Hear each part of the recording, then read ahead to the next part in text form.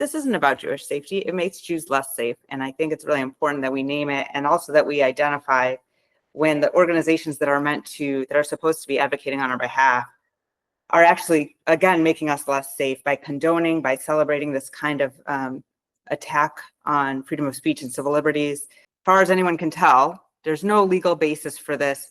The man hasn't committed a crime. What he did was say things that Donald Trump and his cronies don't like in a protest. And whatever you think about the Columbia protests, about the student protests across the country last year against the targeting of civilians in Gaza by the Israeli government using US dollars to pay for it, you could agree with that war effort or not.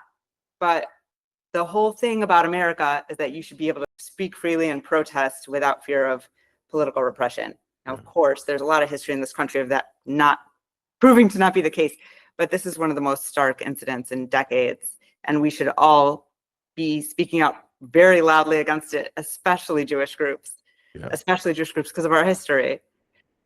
So I don't think Donald Trump cares if we think he's a hypocrite. I think he kind of does that on purpose. That's his whole thing. Well, I agree with you on that point, but I will never stop pointing out the hypocrisy. We can't make decisions about our rights and civil liberties and protecting the vulnerable based on putting our finger in the wind and deciding, well, is this popular right now or not? I don't know, I haven't seen any polling on this. It obviously just happened with Khalil. I don't know if it depends on how they ask the question. And so I think it's fair to create space to have the conversation without just saying, all right, we're going to ditch those kids and throw them directly under the bus. We're not going to advocate for them. We're not going to protect them. We're not going to make sure that they have the right to live in their full identity and their full selves and interact with the spaces that they want to interact in and know that they can feel safe. We're going to let these right-wing, in some case, literal Nazis, use them as a punching bag and as a punchline. That isn't supposed to be who we are.